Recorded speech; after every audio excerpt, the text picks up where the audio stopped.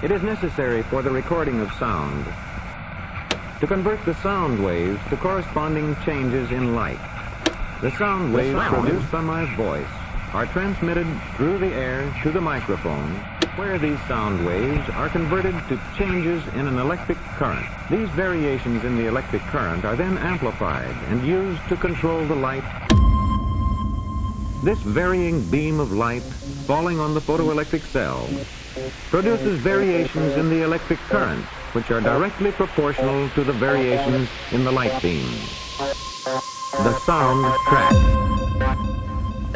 As the varying electrical current in the photoelectric cell is small, a vacuum tube amplifier is required to increase it to the point where it will operate a loudspeaker. Sound track.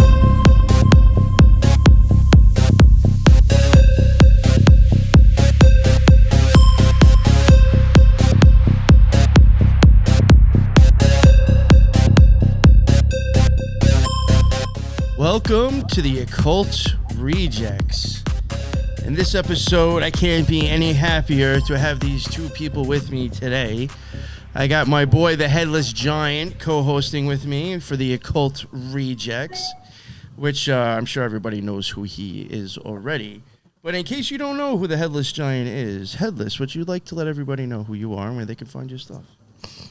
Hey everybody, I'm the Headless Giant. If you look me up on X or Twitter or whatever they're calling it nowadays, you'll find me there. I like to talk about mythology and how it applies to our daily lives and what things are happening now and how they relate back to ancient mythology and magic. Pretty much. And you're the king of spaces too. My man does a lot of spaces. We do spaces every Friday. If you look up The Future is Ancient. So last week we were talking about war. This week we're talking about the ancients and love. Because I think those two things go hand in hand really closely. Very nice, very nice. Check us out. I'm going to have to start scheduling shows with you earlier on Fridays. I forgot that you have an actual thing every Friday with spaces. Yeah, 9 o'clock. He turns into a giant with a head. So to make sure he's off my show by 9 o'clock to make his spaces. And now, I guess enough about Headless Giant. Back finally, it's been a while, and I honestly have to say, there's been a few times that it's crossed my mind. I was like, I haven't spoken to fucking Lee in a while. I need my daily dose of Lee from Inner Guardian. it's always a really good discussion, and it stimulates the mind, and it's just you bring a good vibe with you in general. I don't know what it is, not to sound corny, but I always truly enjoy you coming on the show. I feel better afterwards. I don't know if that makes any sense. Thank you. Thank you for coming on. And let everybody know, I'm sure, like I said before, I don't know if you've been on the NY Patriot show, but I know you've been on the Occult Rejects multiple times. I'm sure people know who you are, but in case they don't, please let everybody know who you are and what you got going on over on your end. Sure, yeah. Well, my name's Lee. I'm from the Inner Guardians. The best way to contact me is directly through the website, which is innerguardians.com. I don't do too much social media, especially at the moment. So it's best to contact me via the website. I've got my own YouTube channel, which is Inner Guardians, and you can check me out there as well. I've got quite a few videos. I haven't been doing too much podcasting, so I've been kind of busy in the real world, you could say, with one or two projects that I've got going on. I also run Esoteric dojos. The reason why I call it dojos is because I'm from a martial arts background, and it kind of fits in nicely with that theme. But in the dojos, we cover mostly the work of Mr. Gurdjieff and Ouspensky, which is commonly known as the Fourth Way. So you can say that's my background, but it's not exclusive to that. And I mean, I don't know if you want me to go into much of the origin story of Inner Guardians at all. Go for it. Yeah, no, go for it. Yeah. Okay. So I spent many years studying in Gurdjieff groups and Fourth Way groups, a few different styles, some more Ouspensky, some more Gurdjieffian. Then I mixed it up with other things, esoteric Christianity, some Hinduism, Buddhism. You could say I'm a polymath when it comes to this sort of thing. but because of my background in the martial arts and self-defense and personal protection, I always had this kind of slant towards like how to protect yourself from the unseen forces, you could say. So after a few years of studying with these esoteric groups, I broke away. I kind of like had a esoteric crisis, you could say. I kind of got a little bit disillusioned mainly because a lot of the stuff that I was studying was based from, say, 1905, 1910, 1920. And I thought it's a little bit out of context, because with the advent of technology, they didn't have the same sort of technology that we're facing today. So the problems that they faced during World War I, Russian revolutions, World War II, industrial revolutions, was slightly different to what we're facing now.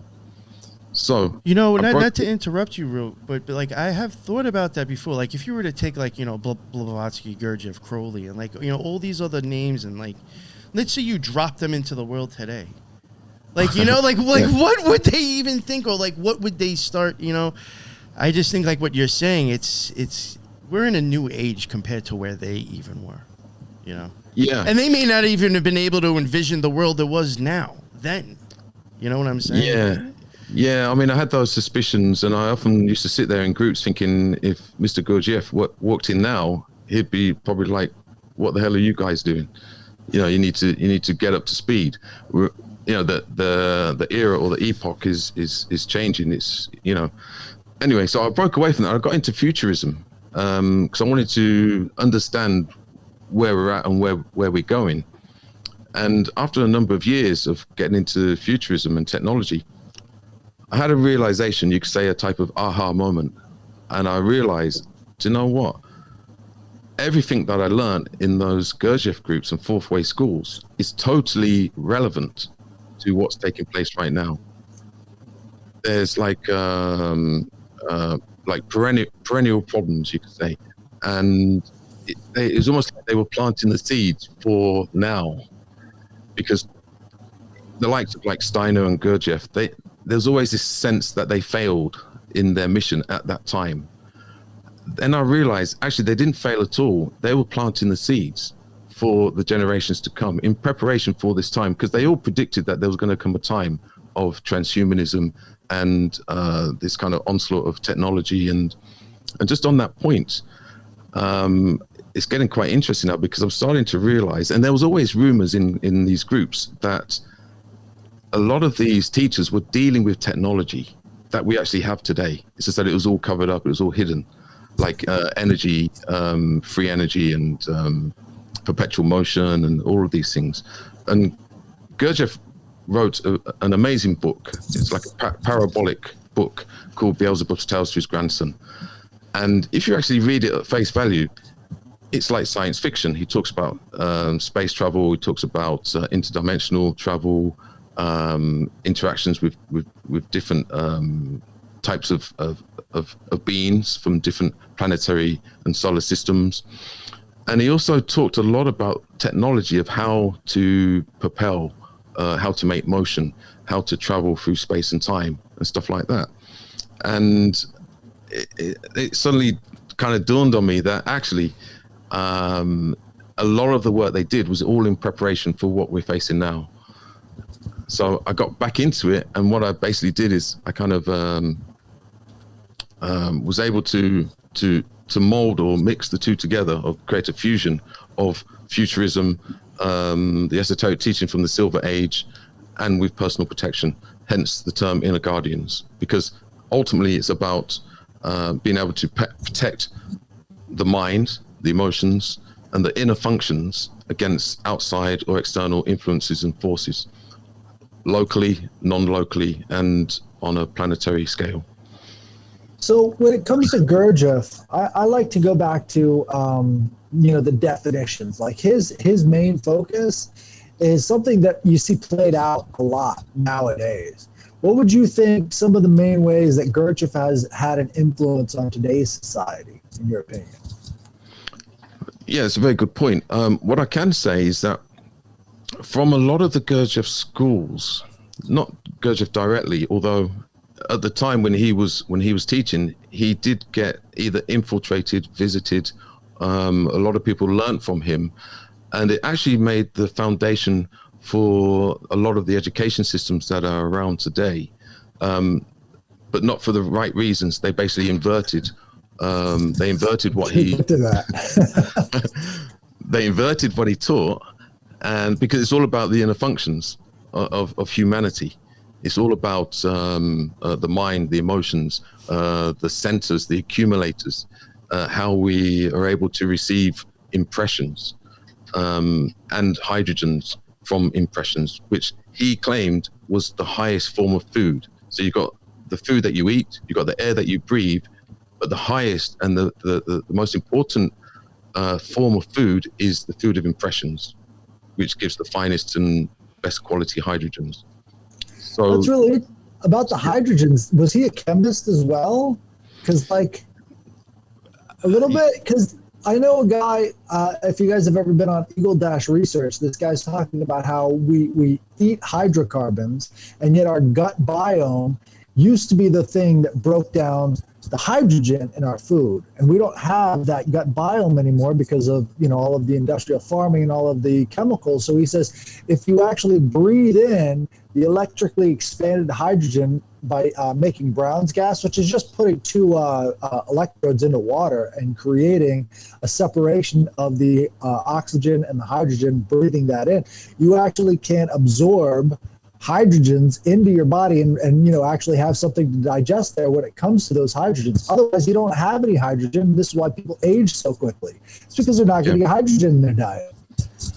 Yeah, well, he created food diagrams. There is a book by P.D.O. Ouspensky called In Search of the Miraculous, or Fragments of Unknown Teaching. And in there, he does lay out the food diagrams of hydrogens. And a lot of people have sort of kind of criticized it in some way in terms of, does it match up with contemporary science? And most of it does. In fact, originally it didn't, but then the science has changed, so it does actually match up. And he dealt with carbons, oxygen, nitrogen, and then the highest form was hydrogen. And then it's based on like a number code in terms of it gets more fine and higher quality. And the most important thing is that, and I will go into this a bit more as we go on, Gurdjieff pointed out that the main problems that humans have is their inability to receive impressions in terms of the perspective or organs of perception. So a lot of his work was to basically upgrade his students so that you could receive hydrogens via perceptions, as opposed to our ordinary level of, or low level of receiving impressions, where we don't get the hydrogens, which then don't activate our higher centers. We operate on a low level. So basically humanity, and this is what the book Beelzebub Scales to His Grandson is fundamentally about. It's a impartial critique of humanity and the problems as to why humans don't get the results, and humans live on a way low level than what they were designed to. I'm really starting to learn that now. I'm trying to teach myself aura viewing, right? And aura viewing is so important and like vital to like our experiences. Like I do a lot of driving. I'm a truck driver, right? And I can see from the road the auras coming from forests, right? Mm-hmm. And I'm starting to see the difference in the auras from one tree to another. So basically, just by looking at a forest, I can now tell, the types of trees I'm looking at from miles off, just by looking at the tops of the trees and the aura that's being produced. Like before, I wasn't capable of doing that, but just like within the past couple of days, I've been able to start differentiating the trees from way far off. I guarantee you this is an ability that ancient man had that we've completely lost just because of a change of focus. We focus on the object, but if you focus on the energy or the information around the object, you get a fuller impression of the total picture that you're looking at. And, it's a process of unlearning. We can all do this, but it's the culture that sort of teaches this stuff. And, like when you're a baby, you have object permanence that comes in as a result of training. right? They have to train that object permanence into a baby by, having separation between the baby and the parent. But after a while, that object permanence comes in as sort of a cultural phenomenon. Well, I think the same could be true with all sorts of different visions. Like, you're not getting the full impression because we don't have the culture to train that, or to at least untrain the limited perceptions that we kind of focus on, right? Yeah, definitely. Yeah. And so as an example, in fourth way schools, and they're not all the same. So it's pretty much like everything. If you was to Google Gurdjieff and fourth way schools, you'd probably get not the best ones. The best ones are normally they're quite hard to find, and you've got the more commercialized ones, and you've got ones. The moment, I mean, I don't want to sort of name names, but the moment they become institutionalized, they've probably been hijacked, because they were targeted big time. Even when Gurdjieff was around, he was targeted by all kinds of agencies, trying to get the knowledge that from wherever he found it from. But he was able to articulate it and create very good conceptual frameworks in order to distillate this knowledge and give it to his students. But the origins that fourth way schools will claim is that it actually comes from a Babylonian system. They call it the the Babylonian scientists of format. So there's way more to this story, but I'll try and give you the gist of or the basics of this story. So there was a time, and Rudolf Steiner said the same thing, that humans weren't always the same. So we've been taught and educated that we've kind of evolved from apes, and that there's a evolution taking place, and that humans were way primitive years gone by. Whereas Steiner and Gurdjieff said that no, it's the opposite way around. Externally, we've evolved, but internally we're in involution.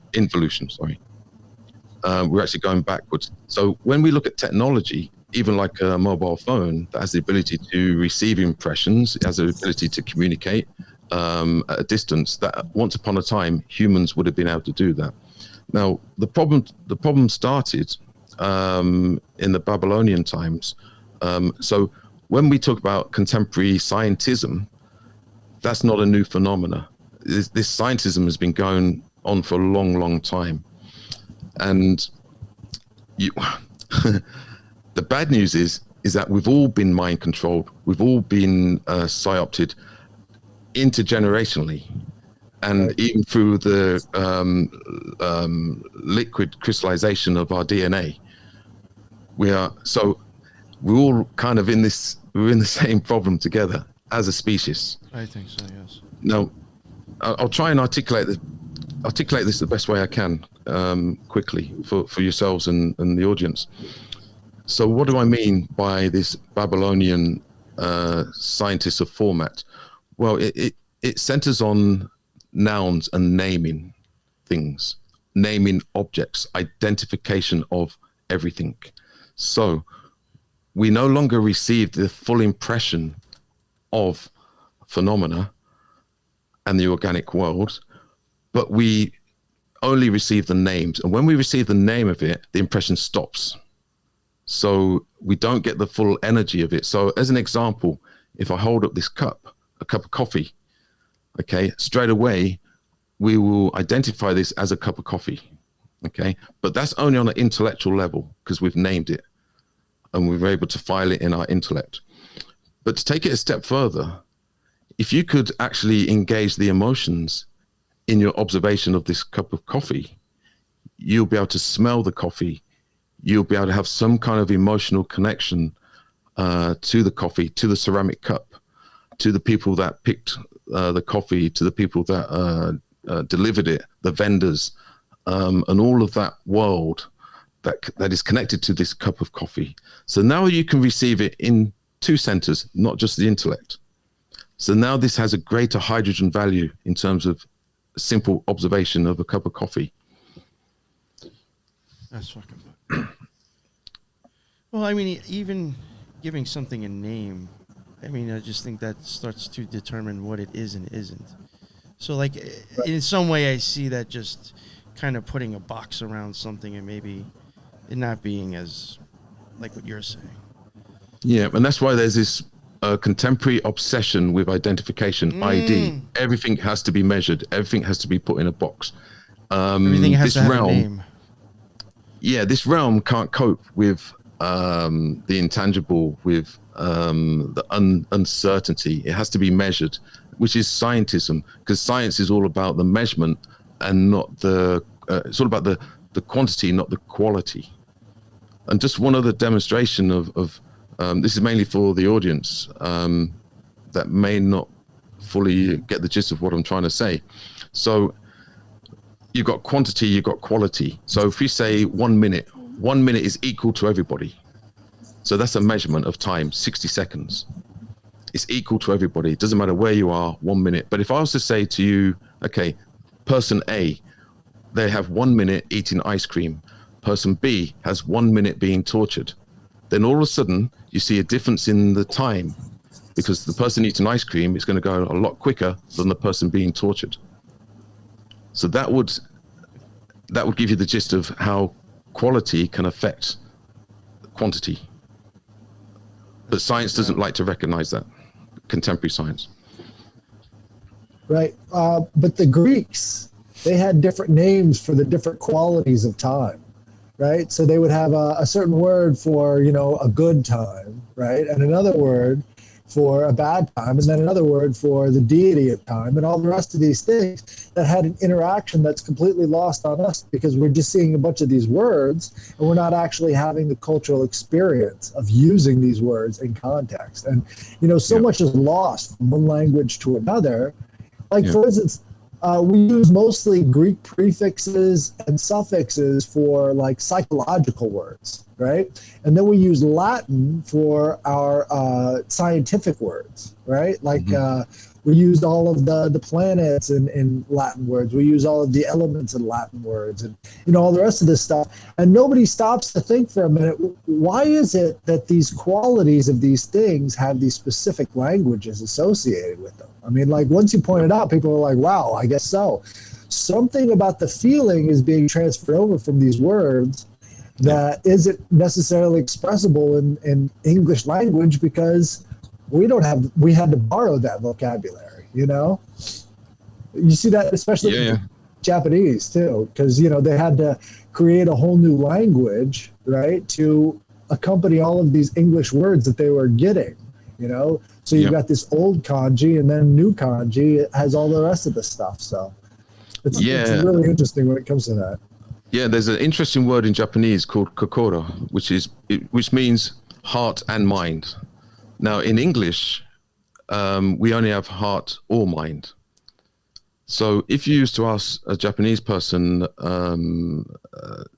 to do it with kokoro, that means to do it with your heart and mind, which means that you're combining two centers into one action or activity or perception. So that would give a greater quality, greater value to this, fundamentally the same thing. It's just that the English language works in terms of separation rather than harmonization. I like to put it in terms of mathematics. So we have quantity, and then we have magnitude. Those are the two forces in mathematics. And so, we don't use the term magnitude anymore, but what that's referring to is the type of energy, And quantity, well, that's just counting things, but magnitude, that's the waves of stuff. That's, we talk about, we misuse terms for mathematics to talk about things like a geometric change in something. And it's like, these concepts have feelings all their own, but basically, as we've dumbed down mathematics, we've also removed all of the qualitative differences. Something. Totally. Something I think Lee, me and you have kicked around and talked about, and I think it was even coming down to math and numbers. It's all ways of showing values, I guess, of energy or the experience itself. I do think, I know you're not, or you've told me the last time we spoke, you said you weren't really that well versed with gematria, but it's something you're interested in. Sure. I do think that's kind of exactly what happens with gematria itself. Yeah. And I do think that's, we're talking about like different languages used for this and that. I think maybe that's why like gematria can be important, because like if me speaking English wouldn't normally maybe make the same value of sound in another language, I have to see how I code it now to do that. Maybe that's even a part of it as well. It's just going to be a different word, but it'll end up creating the same value or frequency as that other word. And I do question. Yeah, definitely. That's all a possibility. Yeah. So there's two main books that you could say are the pillars of the fourth way. There's one by Peter Ouspensky, In Search of the Miraculous, which is more the psychological approach, because he was more into psychology. He was also gifted in terms of writing books, and he was well connected with the media. So he got a kind of head start on all of this. So he documented everything. He transcribed a lot of the lectures. He was able to produce this book, which was kind of like a blueprint of the teaching, but from a psychological perspective, because he put his kind of psychological slant onto it. Then Gurdjieff, a few years later, he produced his own writing, his own book, which is Beelzebub's Tales to his grandson. Now, that is not psychological, it's parabolic. It's metaphor and analogy. Why? Because he was able to transmit a different level of quality in terms of the energetic value in making it into a tale, in making it into a parabolic, almost like a form of modern day mythology. And because of that, the people reading it are able to receive data, and it bypasses this kind of Babylonian formatting that took place, where everything became like identifiable by a word, and the word, if it's connected to numbers and energy, it creates like a lower quality of energy. I hope that made sense. Yeah. It's always a struggle to articulate some of these subjects. No, I mean, this is kind of like deep shit to me anyway. So, in some ways, language is sort of like a barrier. Like, so we're trying to express, can we really find the right words for? And if we have a limited vocabulary in how we express ourselves, how exactly can we transmit the feelings that we're having? So it's like that's the wall between us and other people. And we've got to find the keys to the doors between those walls, or else, our communication is completely lost from one person to the next. I mean, we think we're speaking the same language, but we're very much not, And that all comes down just to the choices of words that we use to communicate to one another. And that's like when I hear The Wall by Pink Floyd, that's what always comes up to me. It's not about the institution itself. It's about all of the pieces that go into making that institution. And if you've built an edifice of words, which all institutions are, how well do those words actually express, the feelings between people? And what ends up happening is the institutions themselves become a blockage, because it's built of all of these words that don't necessarily fully express how we feel as human beings, on a much deeper level. Yeah, and it brings into that, I'm not sure if it's a quote or saying, but the map is not the territory. So contemporary humans live by the map, not the territory. This is why my personal take on it, this is why things like the simulation theory is becoming quite popular now, because in terms of how Gurdjieff would articulate this, he would say that humans have two conscious minds having nothing in common. But unfortunately, humans are living in the wrong mind at a lower level. And what he meant by that is, and you can incorporate even the chakra system. You've got the throat chakra and the third eye. Okay, so the throat chakra is responsible for words, language, communication. That's the lower part of the mind, of the two conscious minds. So because humanity basically lives in the lower, as in language and words, they're not able to get the full quality of whatever it is, or whatever the impression is, or impression. Yeah, the hydrogens from the impression, they can't get that. And because they're not getting it, they're lacking energy as fuel. So, for instance, if you wanted to control people, lots of people, you would have to keep their energy levels to a level that they can work, pay tax, and die. But you don't want their energy level to go so high that their higher centers can be activated or actualized and be able to figure everything out. And that's why a lot of this stuff is hidden. And when it does come out, it gets either inverted or squashed. Speaking of which, didn't you cover a Gurdjieff cult that worked closely with Google out in California? They had a wine business. You remember that, and why? Say that again? The Circle of Friends out in California. Oh, yeah, the Fellowship of Friends, yes. Yeah. Fellowship of Friends, that's what it's called, yeah. Yeah. But basically, they taken ownership of all of Gurdjieff's work and then just inverted it slightly to make it into this sort of weird wine cult, you know? Yeah. I'm glad at least you included. Yeah, they definitely inverted that.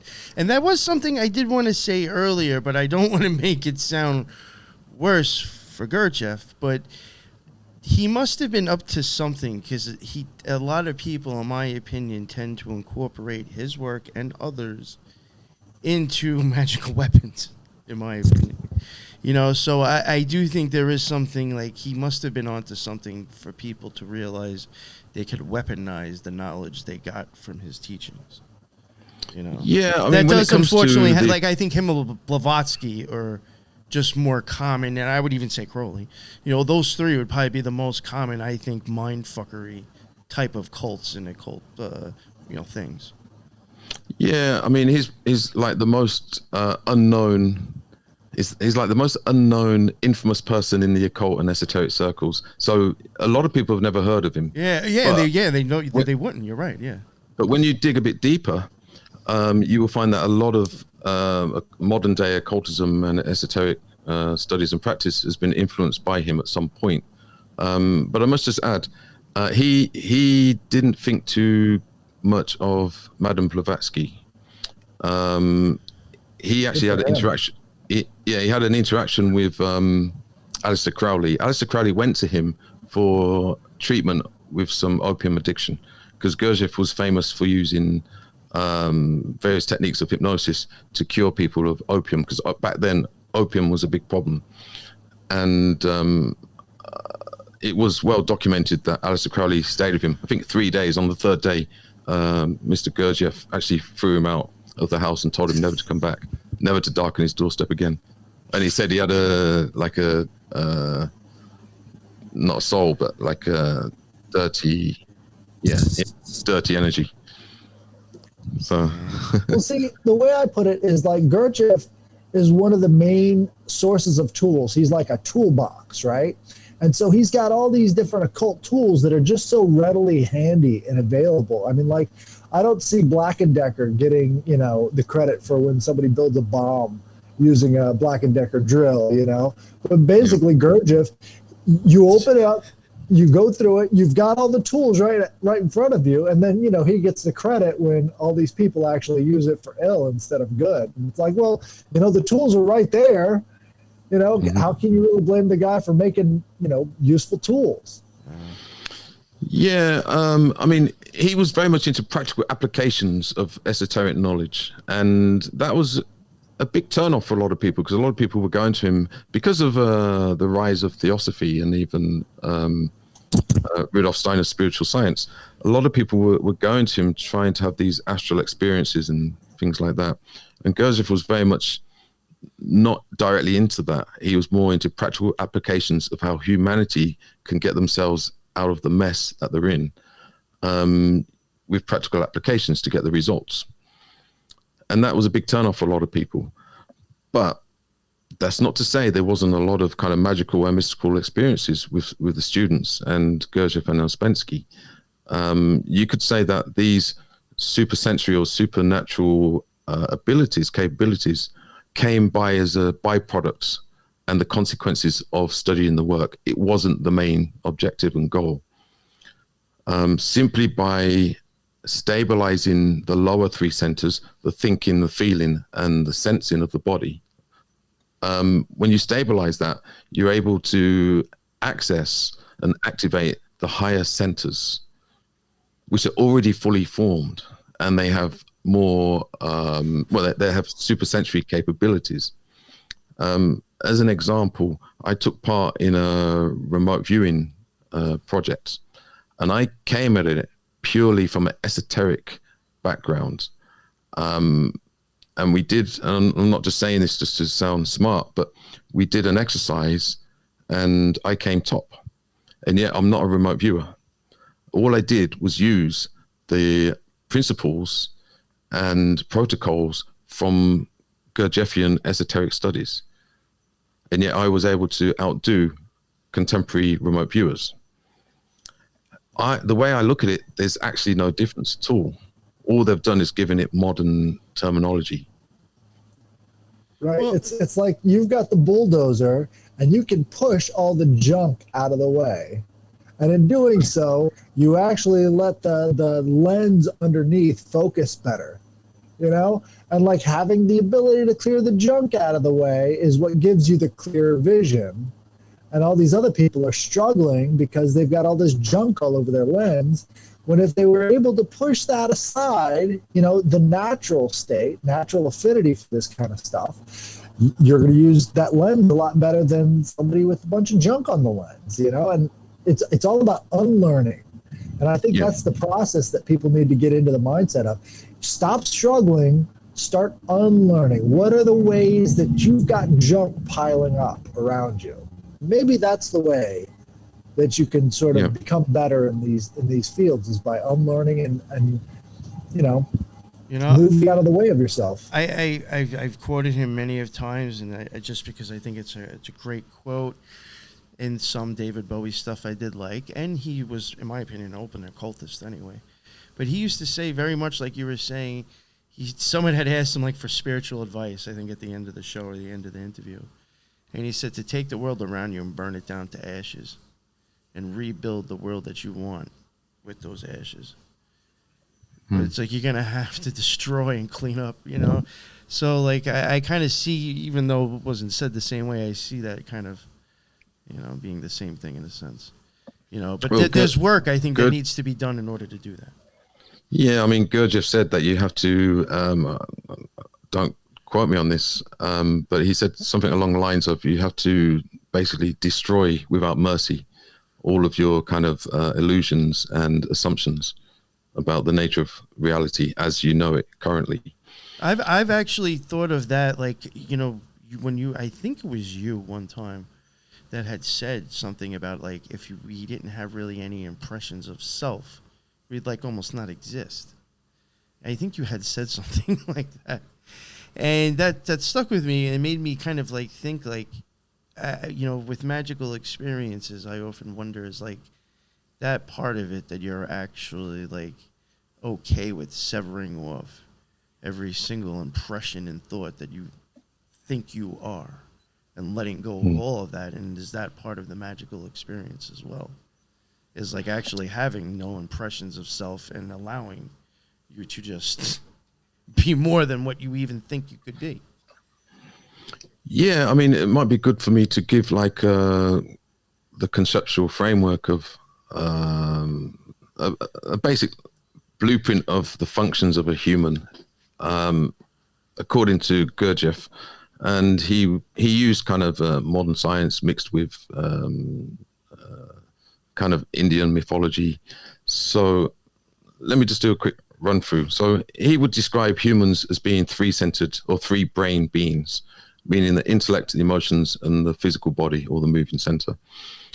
And he also used the analogy of the driver, the horse, and the carriage, which comes from Indian mythology. He kind of made it a bit more contemporary in the way he articulated it. So he would say that the intellect is the driver, the horse is the emotions, and the carriage is the body. But there's one thing missing, and that's the master in the carriage. So he said he would explain that ordinary humans drive around like a hackney carriage driver, picking up different passengers. So they would jump in the carriage, direct the driver would go somewhere, they'll jump out, and somebody else jumps in. So there's no master in the carriage. So the driver is just driving around, getting all these different ideas from these different passengers that jump in and jump out. And then over time, the driver starts to believe that he's the master. So what that basically means is that we're empty inside until the master can appear. Now, the only way the master is going to appear is when the driver is sober, the horse is cared for, like the emotions are cared for, well fed, good nourishment, and the carriage is in good working order. Then when that's taken place, the master will be happy to jump in the carriage, and then you'll be a complete human being. Yeah, I've heard other people put it in terms of the elephant and the driver, right? So what they say is like the emotions are the elephant, right? So the elephant is really going wherever the hell it wants to. And then the driver of the elephant is basically making excuses for why, maybe I actually did want to go into the jungle, because the elephant's just going to go wherever the hell it wants to. And then your rational mind and your reasoning is always making excuses for why you actually wanted to go into the dump and, pick out all the garbage with your trunk, because, the elephant's going to go wherever it goes. But, what you're talking about there is like all people sort of have this whole, and we're given these tasks throughout the day, and then these tasks come along with ideas, and those ideas have a natural affinity for other things, right? And so this master idea, if you've got the right master, he's going to have a natural affinity for certain things, and he's going to take you in that direction, right? But and that's sort of like on a subconscious level, but if we're not really the master of this coach or this carriage, the person inside is going to take you to the worst kind of places. It's just, and just a fact. And if you want to control, if the few want to control the many, then they need humanity to be coaches without a master, because then they can use methods of inception to plant the ideas into the carriage or the passengers into the carriage, and then the driver is being controlled under the law of happening and accident. There's no real aim, there's no real intention, and there's no real purpose or result for the driver, the horse, and the carriage. And that's if you stand back and take an objective, impartial critique at humanity, that's why we're in such a mess.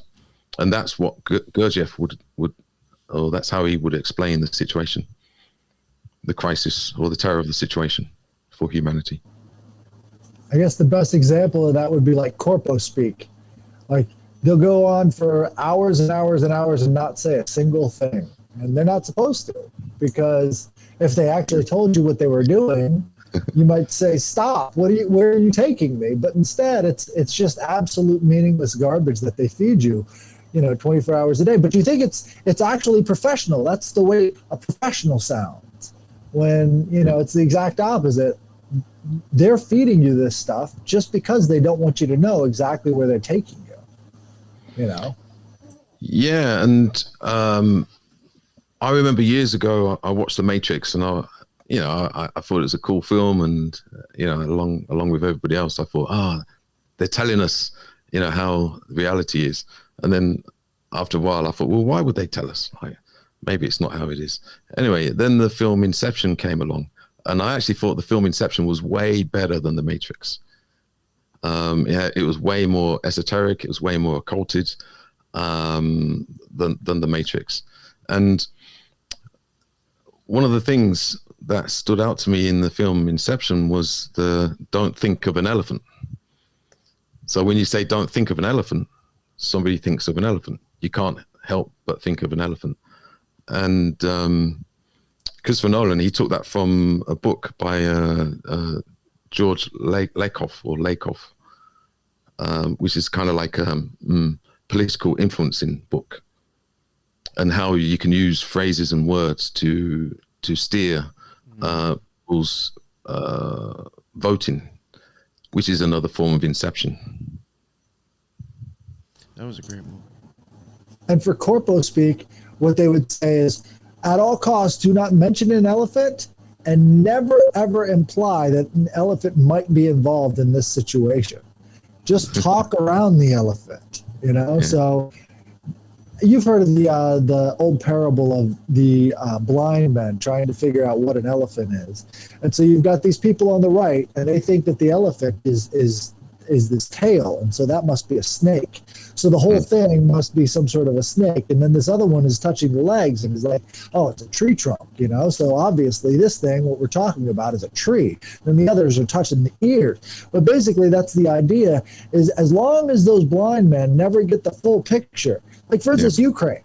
I mean, how connected is Ukraine to all of these different facets of the political class, right? I mean, you've got Joe Biden talking about how he had to fire the guy, and we're sending billions over there, and all these little pieces are touching these different parts of the elephant, but we never actually know what the elephant is. And at all costs, never mention the elephant, you know? Yeah. Yeah, I mean, I don't know if any of you have read the book by George Lakoff. No, it's worth. I mean, it's kind of political, but it gives you an insight into how language can be used as forms of inception. So there's an example of. I want to go back to that. When you're done, I want to go back to that. I have kind of a question about that with language. Yeah, I'm not too up to speed with American politics. It's based on American politics, but he says a typical. Kind of slogan that a politician would use would be something like, we are going to offer relief from taxes. Okay, so they've implanted the word relief. So that means you're being relieved of something. And then taxes. Nobody likes paying taxes. So they've kind of implanted relief from taxes. Now, anybody that goes against them means they're going against relief from taxes. So psychologically, you're more likely to back them because they've made that statement. They've implanted that statement into your psyche. And anybody that goes against them is going against the relief of taxes. So just something as simple as that can kind of steer the minds of people to vote. Well, I was going to ask before, I mean, it's a little bit out there, but I have wondered if speech itself, the fact of even having to talk, is that even a problem in itself? Like speech and talking. Well, what I can say is, were there other ways of communication without that? I know that starts to make it sound real corny, but I have wondered, because even when you get into, go back to gematria in Hebrew, you'll have even things for either the mouth or the tooth or the tongue, depending on how some people want to look at it. And I do start to question, speech in itself, is that a problem or an issue? Well, yes, it's explosive yes and no. Male energy in a sense coming out of us right now. Yeah, I mean, what I can say when it comes to the esoteric groups that I attended, it'd be quite typical that I would spend 2 or 3 hours getting to the group, and then you'd sit in a room in a circle. One person would say something for maybe 10 minutes, and then you'd sit in silence for an hour, 2 hours, and then you get up and you go home. And in the beginning, I used to think to myself, well, that was kind of a waste of time, because it's just... you travel 2 to 3 hours to get to a place, sit there and say nothing. But then I realized over time that it's actually, there was a transmission taking place, a transmission of data. Why? Because, for instance, when you're on your way there, traveling on the train, driving, buses, taxis, whatever, you're in a kind of either adrenaline or dopamine state, which, for those who are not aware, dopamine is the chemical release that will give you the energy to move, to want more, to be seeking more. Hence why if you go on social media and you're going through your phone, flicking through Facebook, it's a dopamine-fueled activity, like an addiction, because you're looking for more. You're never content. What we would do when we get to the groups, we would get rid of that dopamine effect, and then we would go into serotonin, which is like where you're content to be present, that you don't need anything more. And when you're in that state, you're able to receive data. But when you're in the dopamine state or adrenaline state, you can't receive any data because everything's kind of shut down. You could even say your peripheral vision is shut down, which is a kind of it's a natural response to external influences or stimulation. And just to add to that, Gurdjieff actually articulated it very well, because he said that there's different forms of influences. He actually listed them all. There's quite a few, but he said the number one external influence and internal influence is the chemical physical emanation. And what he meant by that is the body releasing adrenaline, endorphins, serotonin, dopamine. So you can be influenced by your own body releasing certain chemicals. Now, for people that understand the science behind this, they can externally give you either a distraction or something to identify with, so that it will release that chemical, and then it will lead you into a certain state. At its most simplest, most basic level, you've got the sympathetic nervous system, parasympathetic nervous system. So sympathetic nervous system is fight, flight, or freeze. Now, and I don't know why this is always said, but years gone by, when you was confronted with a saber-toothed tiger, you would need to be in sympathetic nervous system. So it's fight, flight, or freeze. What happens? Everything shuts down. Your peripheral vision focuses directly on the threat, and then for 2 or 3 minutes, you're able to fight, flight, or freeze if need be. The problem is, in contemporary life, the media and the news and social engineers are able to trigger that response just by reading something in the news. Now, it's all well and good having that that response, that fight, flight, or freeze in an emergency, but when it's prolonged over hours, days, months, years, you end up suffering from post-traumatic stress, and you're going to underperform, and you're not going to receive the impressions because you're going to be locked in this peripheral vision and suffering from stress, tension, and all of these things that I think are causing a lot of the sickness and ailments in contemporary life. See, I think that's the thing that Orwell didn't expect. He expected all these words to just go away, you know, because once you've limited the amount of words a person can use, then you can limit the amount of expressions they're capable of feeling. Well, at the same time, if you keep everybody sort of on a heightened state of alert, you can accomplish the same thing without having to eliminate anything. Because now the only way you can communicate about an emergency is within a certain box, right? Even if you're against the activity that's going on around you, you're still going to have to use that same vocabulary to express about the same thing. So basically, you know, in the state we have now with the media, like they'll have all these colors flashing, right, all around them as they're talking about the emergency, and they'll have the counters up and all the rest of this stuff, all of this like limbic jungle that they're trying to put you into. And the only way you can express anything about it is by using vocabulary that they've given you. And then by the time people have come to their senses, it's already over and we're on to the next one. You know, I mean, does anybody remember the Iraq War? Does anybody remember, you know, Afghanistan? Like all of this stuff is in the rearview mirror, and nobody's even gotten a chance to actually process what actually happened. It was never designed to be that way. You know, we're on to the next. You know, real quick, I did want to add, you know, there was a lot of things that you were saying before about the fight or flight and the pineal gland, and there was stuff being mentioned in the chat about the pineal gland and stuff.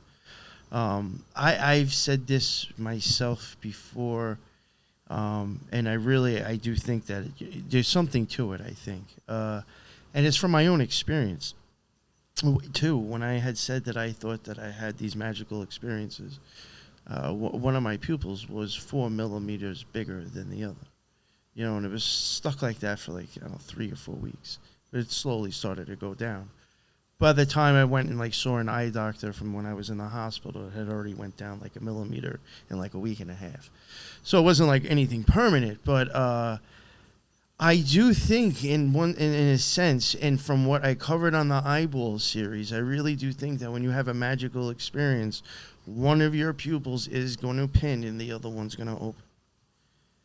For some reason, I've been stuck on that idea, and what I'm getting at is fight or flight at the same time, which is why I think you can start tying in horrors with magic.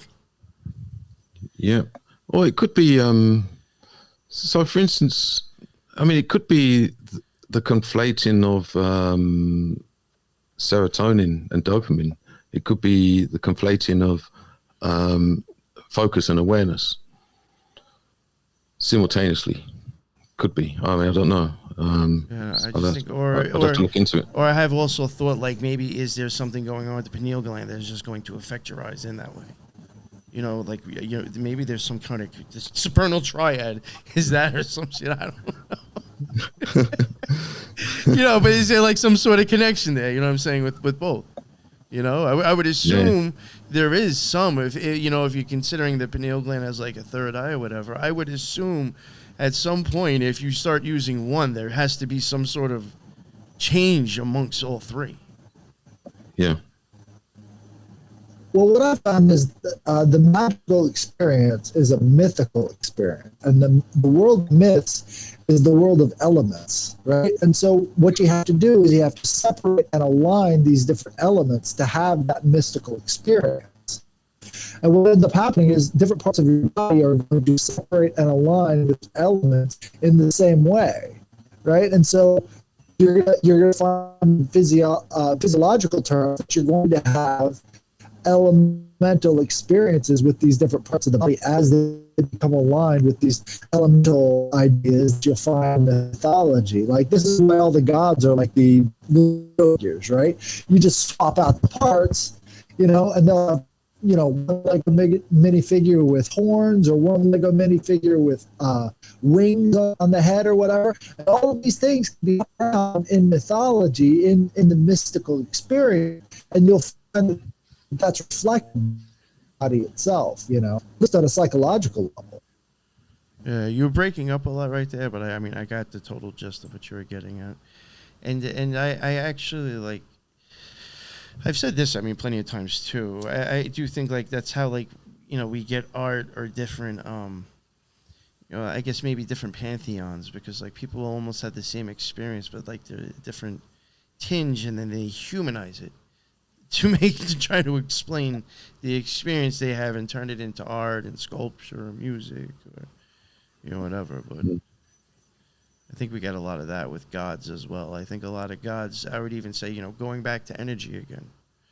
That's just the way that we want to humanize a certain wavelength, maybe, or a certain value to the experience that's going on. Yeah, I think it does all come down to energy, and I don't mean this in terms of like everything is frequency, resonance, and vibration. I think you have to factor in material, or the materiality of substances, and the concentration and crystallization of these frequencies. But it does come down to energy, and having energy as fuel. And like I say, I go with the food of impressions and the power of the observer, and you could say the effect that the human witness has on phenomena. It does make a difference, and I'll give you quite an interesting example. So when we talk about, say, the food of impressions, you can actually use it for normal food. Now, look at the nature of restaurants. So people spend money, they get dressed up, they go out to a restaurant, eat nice food, and go home, and they have an experience, okay? But they could do the same just at home. Or they could go to a restaurant and they could stick them in the basement by themselves. But no, you go to a restaurant, why? The most important factor that increases the quality of the restaurant is that there's other people there looking at you, and you can observe other people. So the observer, or the power of the observer effect on the person and the food, increases the hydrogen value of that meal. Otherwise, restaurants wouldn't exist. Even going to a restaurant is an occulted practice. That's bugged. Well, I mean, absolutely. A lot of the materialism that goes on just denies the basic affect that we pick up in our daily lives. Like, what's the quality of love? Can a materialist explain that? Well, they'll talk about affection or, how evolution is bringing all this stuff, but they can't really explain the actual quality of it because it's not in their vocabulary. They would have to actually increase their vocabulary and increase their understanding of the will in them to do that. And since they're unwilling to do so, they really come short. Like, it's all about the qualitative experience versus the quantitative experience. Like, yes, you went to a restaurant, but does it describe exactly what you were experiencing? And it never really does, Well, I even think, you can't get away from this, but unfortunately, even the monetary system is, just occulted in itself, I think, because it's just like, I expended this energy to be worth this to hand to you for yours. It's all just like this energy manipulation and handing back and forth, in a sense. So, even going to the restaurant and giving them cash, paying, that's an energy exchange, in my opinion, Yeah, and you can extend it with the restaurant in terms of the occulted nature of it, all the way to the chef, to the waiter. The waiter is, you could consider the waiter to be like an angel when they go through the kitchen doors, and the kitchen doors always go like this. It's a gateway, so they go from one realm into another realm, and they're providing food from the demigods or gods, like a chef. They tend to think that they're godlike. Or demigod-like. So it's a very interesting subject matter, and it's all part of the food chain. So it's very important to pay attention to the food chain. So everything has to be sustained by something else. But the problem is humans don't. Humans think they're the top of the food chain. But something must be feeding on humanity, and this is where it brings into question the purpose of the moon and food for the moon. I really like that idea. You want to maybe expand on that a little bit? Would you consider that part of Inception anyway? Just that idea, that topic? Which bit? Well, because the name of the episode that we're doing now is Inception, but I could see the moon in itself kind of being a part of the Inception. Yeah, the title Inception, it's not about the film. I could talk exactly. I know, exactly. I know that. But the true meaning of Inception is like the origin. So you can use it to mean like to intercept or to move in on something, but it's about the cause. It's like the origin of the cause. So even in the movie, they're trying to plant and alter ideas at the idea level, so that it actualizes into something that they want the result of. So I use the term Inception quite a lot in what I do, and it's geared towards what is the cause, what is the idea behind the actualization of something. Are you getting the results, or are you receiving implanted ideas so that you end up doing something that you never dreamt of doing or never thought of doing? So when we look at the food chain, so you could look at influences as forms of food. So I'm influencing you, you're influencing me, I influence somebody else, everybody's influencing somebody somewhere at some place. There's no way around it. Now, when it comes to influences and the types of influences... that's real quick, that's kind of why I went back to even with speech. Because just talking to somebody, you were taking them out of whatever thought they were having themselves and directing it towards you. and now you're thinking about what I'm saying. Like, as silly as that gets deep, though, but as silly as it sounds, I do think that's something to think about. Yeah, and when it comes to types of influences, I've already mentioned the chemical physical emanations. Yeah, so you could extend that to our atmosphere, our aura, our biosphere, whatever you want to call it, like on a local level. And then you can extend it out. There's loads more, but I'll go straight to the top. So there's planetary influences.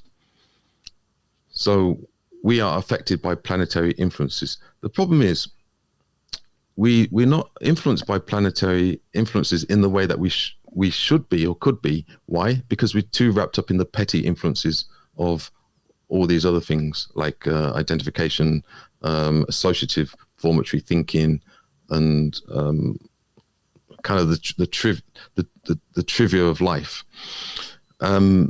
So planets feed on us, and we receive emanations from the planetary worlds because we're part of this food chain. Now, the question has to be, we live in a realm that has organic life, like an organic film. Now, whether it's a film that surrounds a sphere or a flat plane, I'm not here to talk about that. But there's an organic layer of film, which is a bit of an anomaly. Then you've got humans. We're the anomaly of the creatures. It's like, why are we here? We don't fit in. We don't belong. We kind of like, we're like the elephant in the room in this realm. So in terms of the fourth way esoteric studies, they would say that the reason why organic life is here is that it was placed here because there was some kind of catastrophe. There was an error that took place with the moon. So in order not to put the cosmos in some type of jeopardy, organic life was materialized in this realm. Don't ask me how. There's some suggestion that it could be like angels, archangels. That would be some kind of like cosmic scientists. So they were able to construct or create organic life. And then organic life became food for the moon. Then when the moon reached a point where it was stabilized, and this was possibly, could have been around the time of the Babylonian era or epoch, when the moon stabilized, then the organic realm was no longer required for the safety and the maintenance of the cosmos. So whoever it was who was orchestrating this withdrew, kind of abandoned humanity and the organic realm, and that allowed or that enabled like a secondary party, probably that had access to the blueprint or the manual of how humans function, to then take over this realm as we know it, which would possibly be the Babylonians. So we're living now as a consequence and a side effect of something that took place a long, long time ago. And that's why almost innately, we don't know why we're here. We don't know what our purpose is. We don't know the meaning of life. We don't know where we came from. We don't know where we're going. And life is one big mystery. Because maybe, and maybe this ties into, and I'm not supporting this, the depopulation. Maybe we're coming to an end of a particular time when humans are no longer needed. And maybe some people know this, and maybe the powers that shouldn't be are taking advantage of this.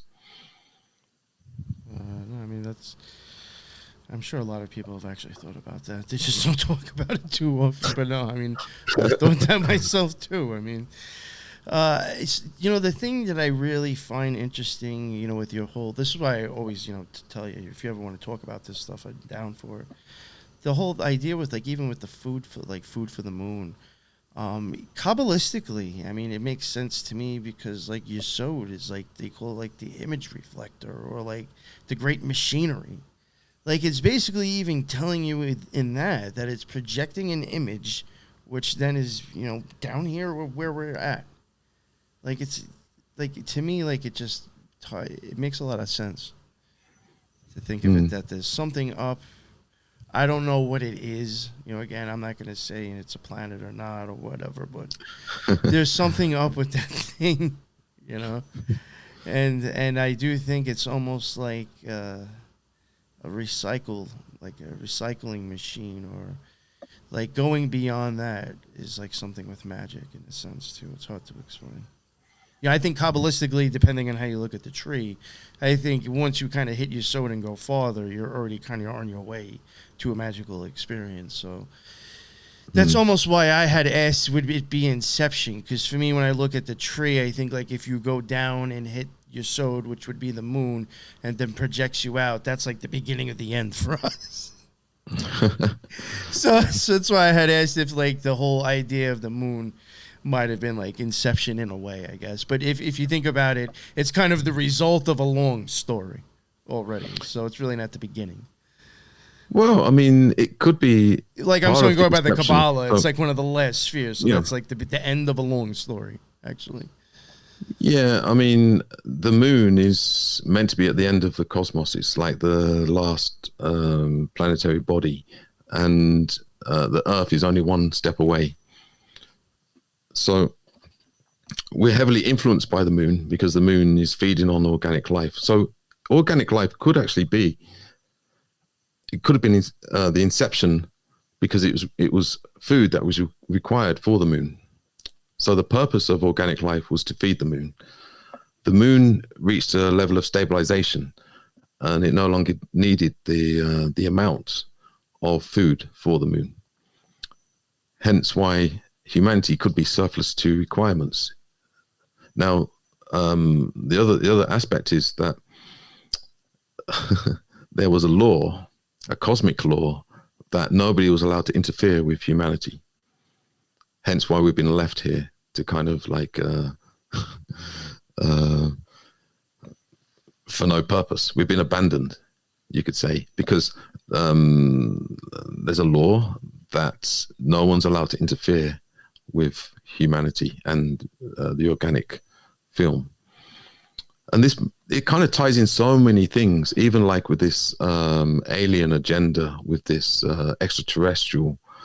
Now, personally, I think that there is life in other places. I don't think that we're the only life form. Do I think that they're like humans? Not particularly. I think that if they have different parameters, then you need a different body to exist. And some will be in terms of like an astral body, some will be in a causal body, a mental body, ethereal body, basically an invisible body. And I think there is interactions between different aspects of different solar systems and realms and dimensions and all sorts. Oh, we're all interacting due to something we can't see already. Yeah. Yeah, 100%. Yeah. I mean, and then they've got different, like, depend on the era or the epoch, we have different names for them. So, before it would have been angels, archangels. Now in contemporary life, they probably use the words interdimensional beings or extraterrestrials or. No, but I just think something's up with that. The difference between. Go ahead. Sorry. Well, that's the difference between these different. We're just basically using different words to describe the same phenomenon. Affect us in the same way. And again, knocking us off from experiencing the ancients were talking about. Just because we've got new words for the same. I mean, look at the UFO thing. All these people experiencing a phenomenon back in the ancient past, and yet we call it UFO phenomenon today. And it sort of blocks us off from their experience just because we're using different words for the same thing. Yeah. Yo, real quick, if you don't mind, Headless, maybe jump back out and come back in because your audio is still pretty bad, if you don't mind. And then maybe it will sound better because I would like people to actually hear what you're saying. I'm sorry, man. It's getting kind of bad. Lee, there was, I guess, until he comes back, I was going to ask you, I did have a question. maybe it won't take that long, or maybe it'll be a decent discussion. Gravity. What's your take? You know, again, I question, is it something coming from the moon? Well, yeah, I mean, this is a very tricky subject. In terms of my esoteric studies, we have what's known as... And the reason, just to even mention this, the reason why I'm asking is because I don't think the fundamentals, the way that most people think that gravity is just not, I don't think that's correct. Which is why no, it's totally incorrect. Right. So in terms of the esoteric, we would describe it as the law of falling. Okay, so it's the law of falling, but it doesn't necessarily mean like from here to here. When we're looking at the sort of cosmos or interdimensionally, the law of falling would mean coming together from all directions, because there's no up and down in space-time. So you could describe all the planetary bodies, including our own bodies. And when I say planetary bodies, I mean like the Earth, Moon, Sun, and everything else. You could say they're under the law of falling. So it's where you could say energy or frequency, vibration, when it falls together to its kind of lowest point in all directions, it creates some type of form, including us. But I think it's based on density and buoyancy more, rather than some kind of magnetic pull.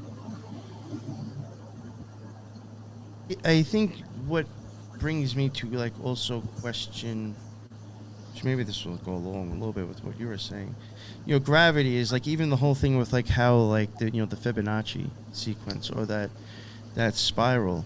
A lot of things do actually like grow or kind of come in existence in that, trees inside the leaves will actually do that. We have it inside our eyeballs, and like it's a natural, actual, like kind of way of like a growth. I've even had people say, your hair even kind of grows out of your head in that way. The ears. Yeah, and so I've often like wondered, is that something? It's not. I mean, I guess maybe this would kind of be going towards flat Earth, even though I'm not saying that that's whatever. But like, if there was some sort of something like maybe producing that energy, but it's swiveling. I don't know. It's just, I do question if there's like some sort of spiral of energy which ends up creating this, what we're in now. It's hard for me to explain, but yeah. But it's like the whole thing with gravity and being forced, and I do just question if that's like the way of it. Yeah, well, I think there is a type of law of falling, and this is why we use even words like to fall asleep or the fall of man. Yeah, so in biblical terms, the fall of man. And every night we fall asleep. Now, when we're falling asleep, what are we doing? Are we getting more relaxed? When we get relaxed, are we becoming more dense through relaxation? Like when you try and pick up somebody that's unconscious, they're heavier than somebody that's conscious. So this law of falling, but once again, you have to look at it from like a 360. There's no up or down. So falling would be in all directions. And when it comes together, it may create a planetary body and all forms of matter or some kind of crystallization of DNA. Well, you got the Schauberger concept too, where he talks about the different rotations, right? So Victor Schauberger talks about how you've got the implosive force versus the explosive force, and the explosive force would be the sort of the male energy, and the implosive force would be the feminine energy.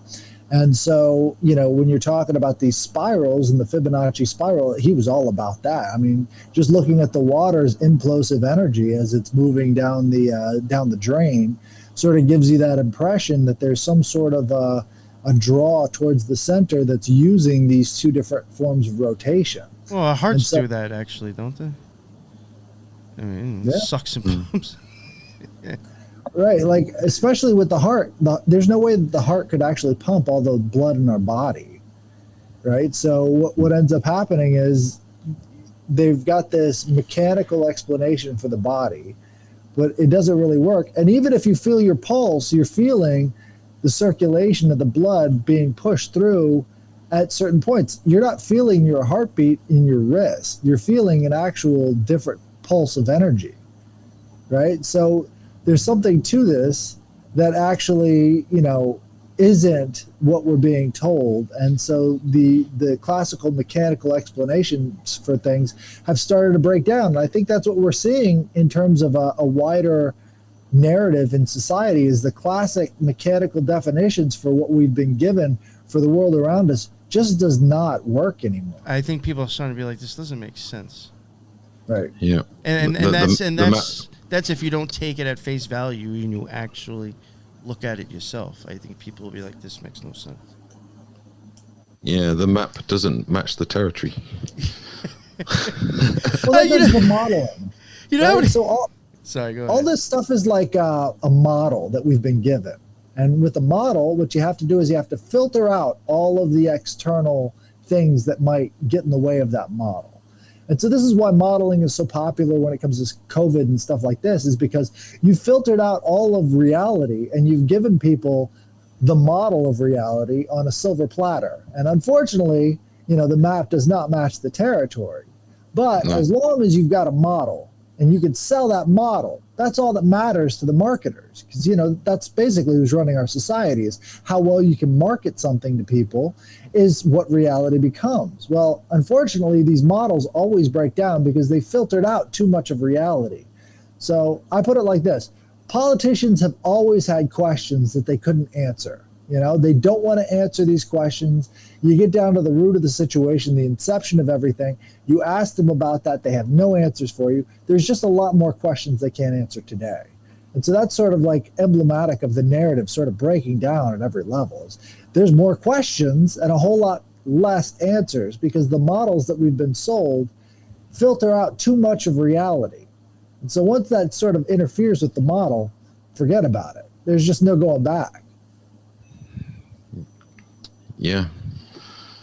And, if you look at the whole pandemic, they were totally using forms of inception and creating narratives that if you was against it, like when I said about politicians, we use the term or the narrative of relief from taxes or tax relief. So if you're against that, then, you're a bad person. And with this pandemic, they flooded the media with all of those type of quotes. So it was difficult to be against it, even though it was blatantly obvious. Trump's COVID Relief Act, It's like, well, is this really actually relief from COVID? You're giving people, what, $600-700 for not working anymore, not leaving the house, not having a life, not basically being imprisoned in their own homes. Is that really relief? It's basically like they've replaced imprisonment, the concept of imprisonment, with the concept of relief. And then that just works because it's a word and people can attach themselves to that word. And that model is breaks down very quickly, but they don't care. As long as it works for a little while, that's all that matters. Yeah. And I think we're getting ready for round 2. Round 2, here we go. You guys ready for round 2? No, you think that's going to happen? I keep hearing shit about that. I mean, believe it or not, I actually don't go on social media as much. I may post shit to it, but doesn't mean I'm actually on it. But I have seen some things of that. So I think like I couldn't tell you why people are saying that. That's how like oblivious I am now.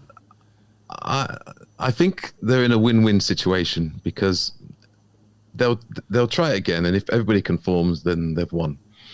If people don't conform and there's a type of revolution, then they've won because then they just bring in the new world order. They just bring in AI. They just bring in systems that they already have in place. So it's kind of like a win-win situation in many ways. That's shitty. Because think about it, like they want the very same thing that people that want a revolution want. They want to get rid of national sovereignty. They want to get rid of royalty. They want to because they want to bring in a one world, new world, digital, artificial intelligence control system. Well, I put it like this. They need a new Olympians, right? Everybody wants a new Olympians. The people on the ground want a new Olympians. The people in, positions of power, they want a new Olympians, because the old Olympians have run out of narrative steam, right? Like the entire system, all the stories aren't working anymore. So, there's a palpable affect for people on both the one side, the establishment side, and on the anti-establishment side. Both people are sort of feeling that something is coming, and that feeling is what's being manipulated on both sides, I think. It's just, I think our time horizons have been shortened, So instead of thinking 5 years in the future, 10 years in the future, we're thinking, what's going to happen next week? Something is going to happen next week. It's going to change our lives forever. We all feel that, and that feeling itself is what's driving that system forward. Yeah, and anticipation. So it's like the effect of anticipation, or the power of anticipation. They're able to use Inception whilst people are waiting in anticipation. I always say to my students that anticipation is okay as long as you apply optimism. If you include optimism into your anticipation. What you can't really do is have anticipation and pessimism. It's a kind of cocktail for bad results, bad endings. That's anxiety. I think you just described anxiety as anticipation plus pessimism. It's anxiety. Yeah. And the thing is, they've kind of got the majority of the world's population in many ways in that position, in that condition, that there's so much uncertainty, when normally and naturally we're meant to exist in a type of homeostasis where, like I said earlier on, that this fight and flight is fine in case of an emergency for 1, 2, 3 minutes maximum until you can get to safety. But it's not meant to be a prolonged state or a normal state, a new normal state. And the thing is, don't believe anything I say. Verify it for yourself. Just look at the media, look at the papers, look at everything that they're suggesting. It's all to induce a state of fear, panic, fight, flight, and freeze. Yeah, I think. I think the whole point of the society that we live in now is to rule through emergency. Yeah. I even again, going with this whole fight and flight thing. Going back to the eye, and this is kind of why I even touched on saying that I do think Nazism is like a form of magic. I think there's even symbols out there that kind of even represent either the pupil closing or the pupil opening. Or parts of your eye changing. And sometimes I do think when certain things are going on, my opinion, just from, the last 40 years trying to look at certain reoccurring symbols, I think it's almost like you can even see in the symbology what type of shit they're trying to throw into you. Well, in some way, as weird as that sounds. In terms of mythology, I think one of the biggest overlooked characters in mythology from the Greek era is Thea. She's the Titan of vision, and she's said to give all metals and jewels their value. Titan of vision, giving everything their value. You put those two ideas together, you got subjective value. What they're saying is what you're looking at and what you're valuing is the thing that becomes valuable to the rest of society. And that idea is really, really powerful, but nobody even knows. And this is where we get the term theology from. So all of the stuff that we're valuing can be put in terms of religious values, and that's right there in that one term, Thea. And she's married to Hyperion, and Hyperion is above the sun, right? It's the highest point in the sky. And so those two concepts together created Helios, the sun, which goes back to hydrogen, right? And so this perception angle is all sort of ingrained in this concept of living under the sun. Yeah. And so all of this stuff is given energy just by how we perceive it, how we perceive the sun, how we perceive the world of the daylight, you know? This is all devoid from darkness. And then once you get into the darkness a little bit, then you get really weird concepts. But I look at it like this. So the sun would be the big hand on the clock, and the moon would be the little hand on the clock, right? The big hand is the thing that we interact with most. We think about the minutes passing by, but really it's the hours or the months passing by that we should be focused on. We should be focused on how we should plan out, how we should have the forethought for what's coming in the next month, what's coming in the next, series of months and things like that. But we end up focusing on the big hand, and that big hand is where we put all of our value, and that's going to pass too quick for us to even plan. And so it really depends on where we put our value in society that these things come to pass. And right now our value is very, very short. That's what they call in economics. They call it high time preference, right? So it all goes back to the high time preference, because if you have a high time preference, you're not focusing on the future. That would be a low time preference. That would be a much longer scale of value that you're planning out. This is why they're the institutional investors. This is where they get their money from. But if we've got this high time preference perspective, basically anything can throw that off. And this is why the poor people have a higher time preference and the rich people have a lower time preference. Mm-hmm. And these two different concepts go all the way back to mythology, but nobody's looking at it that way, because why would they? That's valueless. It's not material. Material value. Yeah.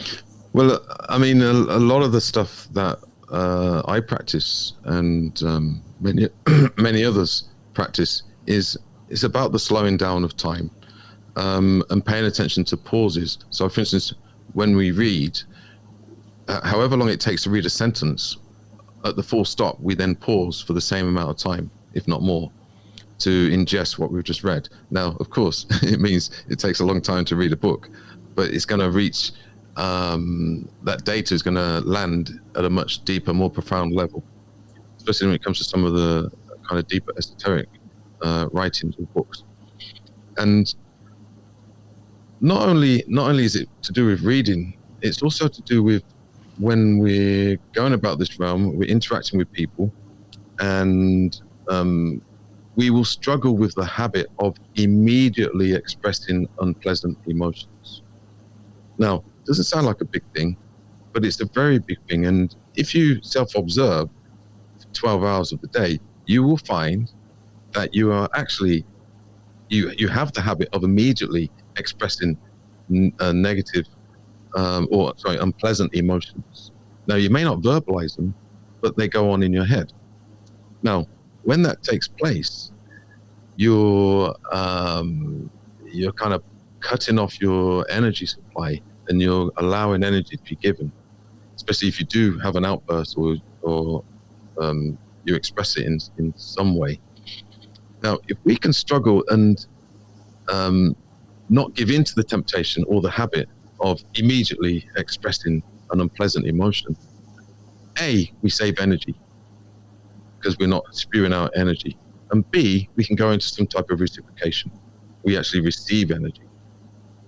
So what I do is, anytime I read something in the media that is kind of designed to trigger me into some kind of sympathetic nervous state, I will actually, because I'm able to slow down time enough for me not to immediately get dragged in and react and get upset and angry over something that I can do absolutely nothing about anyway, I will take that moment to try to induce more of a serotonin state and to contemplate and to ponder. So it's almost like whatever they're throwing at me on my day-to-day basis, I'm able to recatalyze it and turn it into something useful. That's going to give me more results. Because if I'm not careful, and this applies to pretty much everybody, you would spend all your life being dragged into their distractions, into their psyops, into their inceptions, and all of that stuff, and you'll be completely drained and depleted of energy. I use it as a reminder. When they try and drag me in, I see it as a reminder that I need to remember myself and conserve my own energy. Right, and especially when it comes to these type of things, because we don't have a long-term plan for what other people do to us. What they want is the reaction. That's why they're doing it. Yeah. They want the reaction, and if we're not willing to give it to them, then they don't really have anything. The whole point is to keep the group of people that's ruling over everybody small. And the way they do that is by manipulating the reactions of everybody else. Without that, they don't really have much, you know.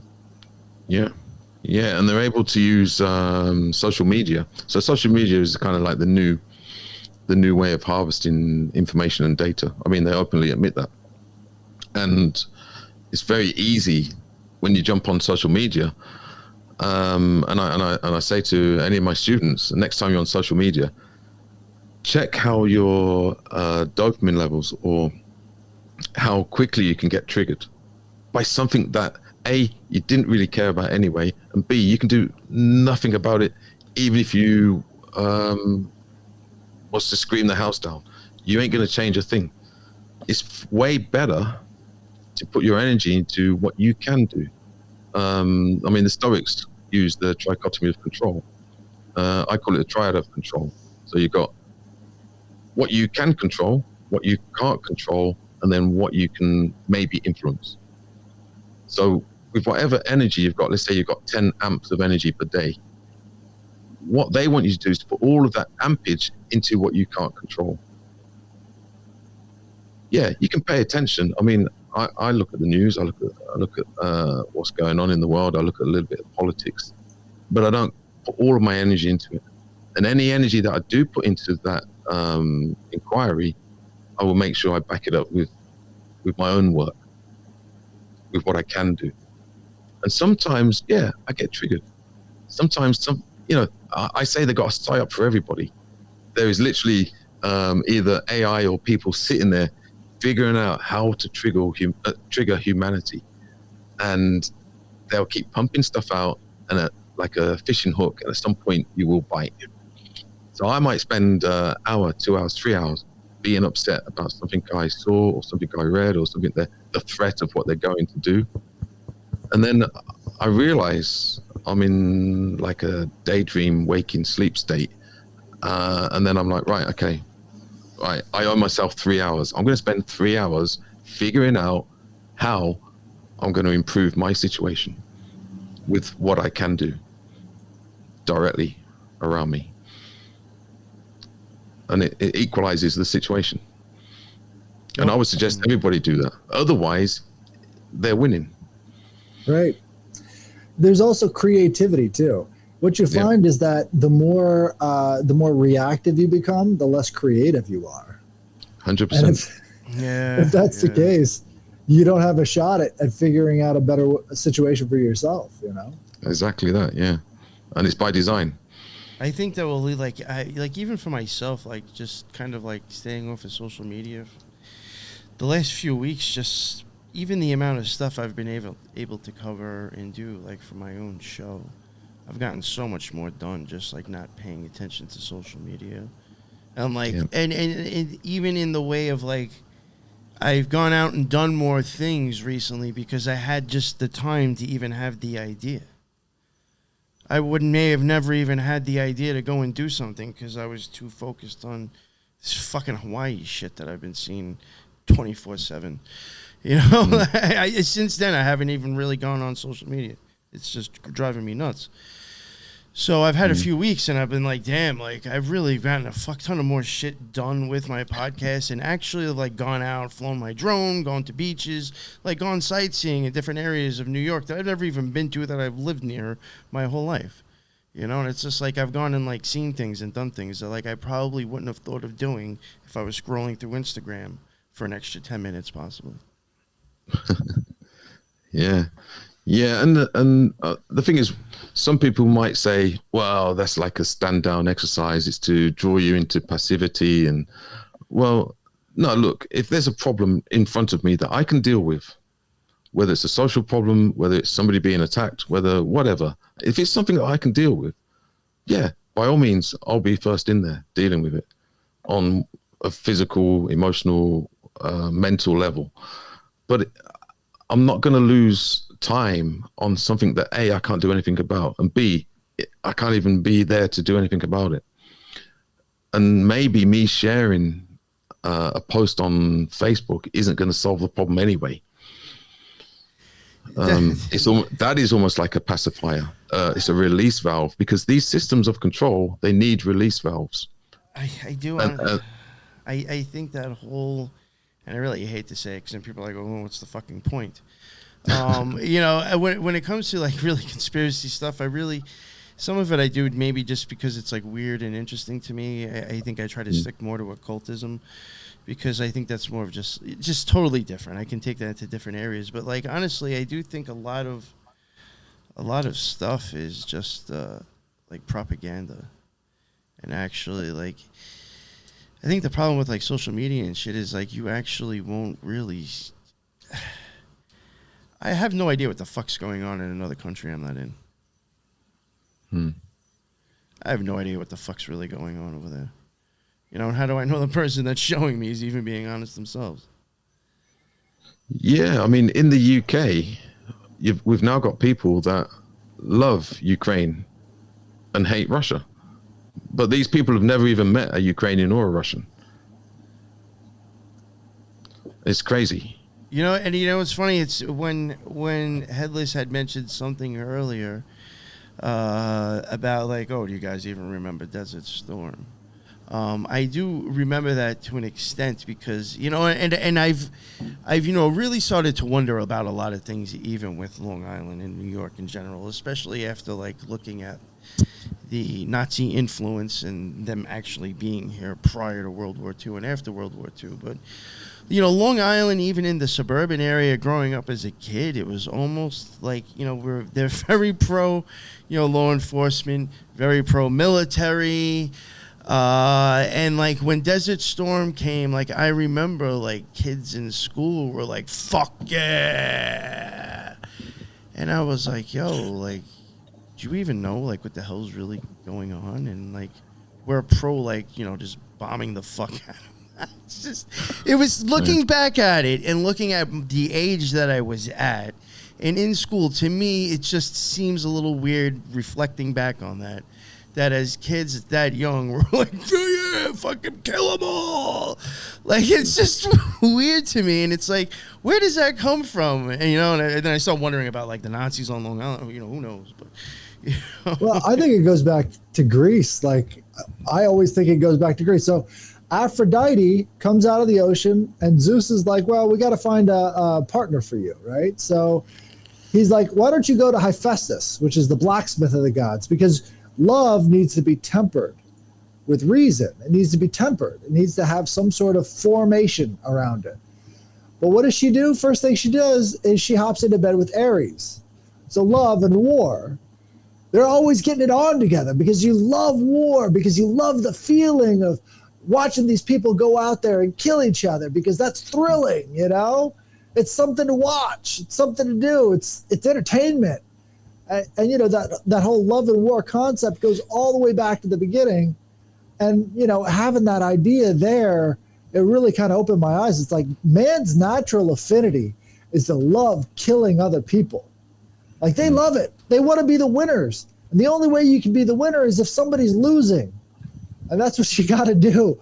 And, you know, it's man's natural affinity is to love war. And they know that, and they know how to manipulate that. And, you know, that's one of the big things, you know, learning more about the Society of Cincinnati. So the Society of Cincinnati was set up by colonial officers, right? And they were around in 1783. That's when they got their start with George Washington. And they've basically been in charge of the country ever since. And their entire point is to get people to love war. You know, so in every generation, they've got another war to keep people loving war, because love of war is the love of the state. You know, like what you were saying about law enforcement. You know, you've got to get the people to love the war. You've got to get people to love law enforcement, because there's always going to be an enemy. What happened to those terrorists? Did they just evaporate? The war on terror is over, and they didn't have to declare anything. The terrorist threat evaporated. It was it was an enemy without any sort of center, and it was an invisible enemy. It could have been anybody. Anybody could be a terrorist. Well, now those terrorists have evaporated, and they've become Russians. You know, they've combined into this new Russian threat, and so now we're back living in the 80s again. And so it's the commies that are the big threat. It's just the same shit. I was like, yo, we warming up the Cold War again. Rinse and repeat. I thought that when that shit first happened, I was like, oh. I mean, I get a lot of people asking me, like, what do you think is going to happen with this, that, and the other? And I'm like, I can't really give a definitive answer. And then I look at Mr. Gurdjieff. He lived through, imagine this, he lived through World War One, the Russian Revolution, World War Two. So can you imagine the questions that he would have got asked by his students and people around him? Like, what's going to happen? What's going to happen? You know, because quite possibly they thought it was the end of the world. And something that's quite interesting, there's actually in one of the groups that I'm in, there was these documents that were shared around of letters that were written in the time of World War One, World War Two, and the Russian Revolution. And people were the same. Like, what's taking place right now is nothing different. People were like, the New World Order, the Cabal, the Illuminati, the takeover and depopulation. They had the same conversations back then. Anyway, just imagine how many people would have approached Mr. Gurdjieff and asked him what's going to happen. And he always used to say, look, you've got a group of sleeping people over there, and you've got a group of sleeping people over here. Sleeping people are going to come together and massacre each other. Food for the moon. I mean, what can be done? What could be done to stop this madness, this insanity? Sometimes I think it's just that cycle over and over and over. Yeah. I mean, I guess not so much Gurdjieff, but his students would postulate that war is kind of like a sacrifice to the moon and other possible planetary bodies or gods. It's like a literal sacrifice, blood sacrifice of consenting humans. I mean, even if you think about it, I mean, a lot of it is even like, war would be like cleansing by fire, regardless if it's a bomb or a bullet. There's some sort of explosion or fire actually that's causing the death. Well, if you look at the words around war, it really kind of reveals something that's kind of uncomfortable. So you've got the infantry, right? The infantry.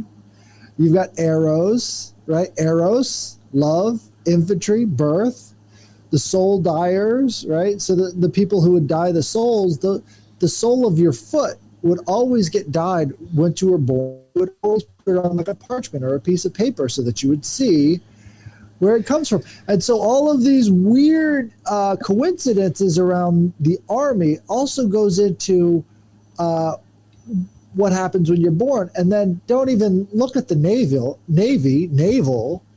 birthing, you're putting a ship into port. All of these terms have a direct crossover with the military, and the military goes back to, even before recorded history, we were killing each other. And it was almost like killing each other to remain here on this level of reality. So it's like we have to have the war to stay at this level of reality, or else we might be able to see things a little bit different, and we might not be stuck in the same area. And then we see all these cultures that have disappeared, and we're like, where did they go? What happened to them? What happened to the Mayans? What happened to the Atlanteans? Well, maybe they stopped killing each other for 5 minutes. Could be that. And once they did that, they just don't exist here anymore. If we're talking simulation.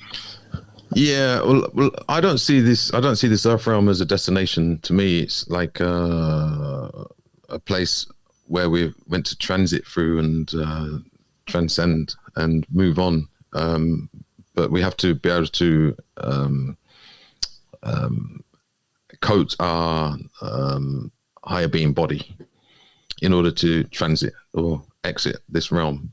And I think, let's say hypothetically, if humanity has served its purpose and it's no longer needed for the cosmic purposes, I think that there is a window of opportunity.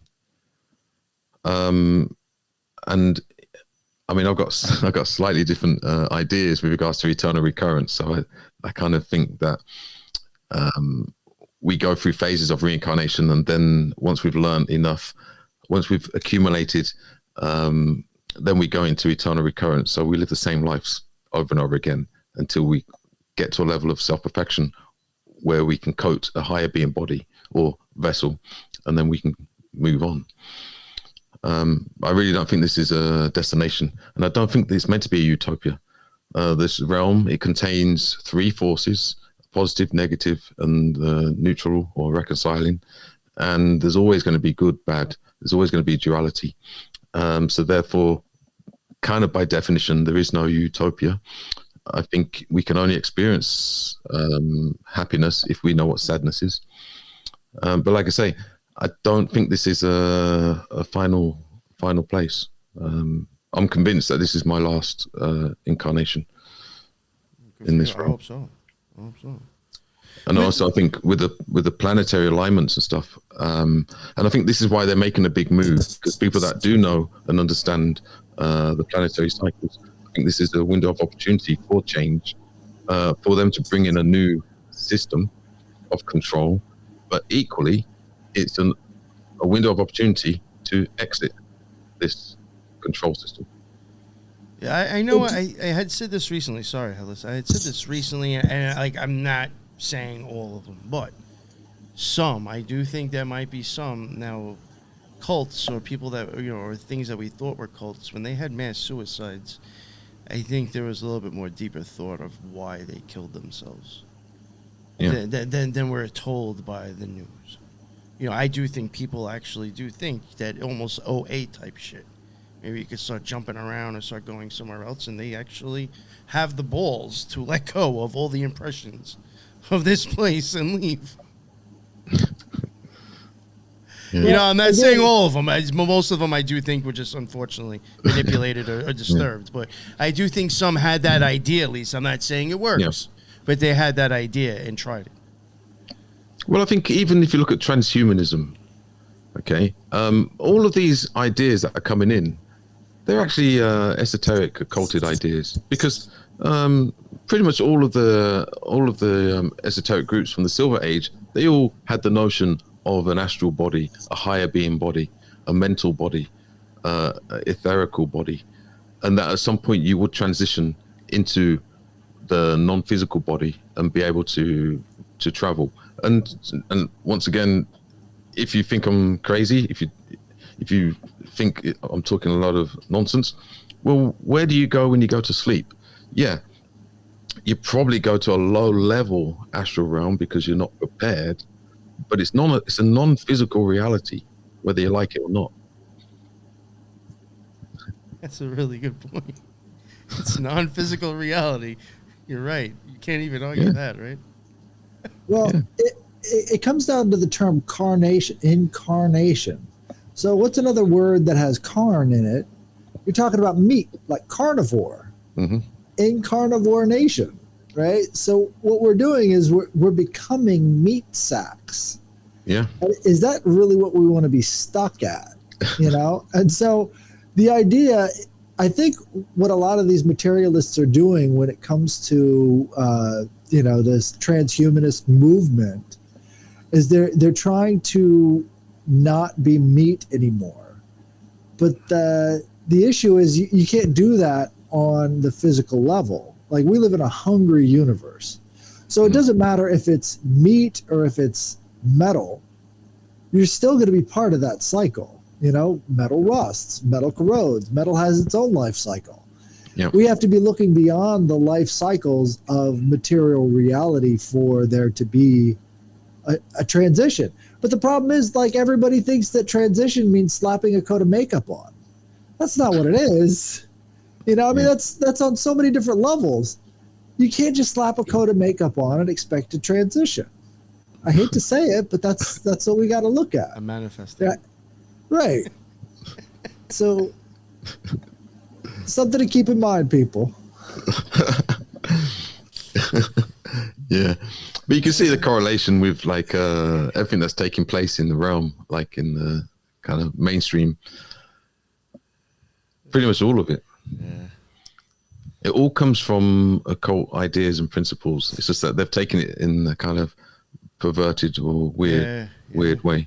Yeah, I think a lot of stuff sometimes is, or like sometimes like people will see occult. I mean, I guess it's all really being handed to you falsely anyway, because you're not being explained what's really being shown. But I do think a lot of things like in movies or things that seem to start being politicized and somehow takes off is like occult symbolism, and people just misinterpret it and humanize it. And like, oh, well, that looks cool, and I don't have an idea of self, so I'll just choose that because that is getting praised right now. You know, I do think a lot of that happens. You know, like, you know, obviously I was getting towards like transgender shit. I do think a lot of that comes from the misconception of just energies mixing in some sort of occult story. Well, here's one for you. Okay, so I think most even religions will have the notion that God is one. God is the unification of all. So I'm going to say it without saying it. Does that mean that the source is transgender? I mean, obviously. Yeah. It's androgynous, yeah? Right. Yeah. Well, I think it comes down to this: is like, what level of transmutation are we on?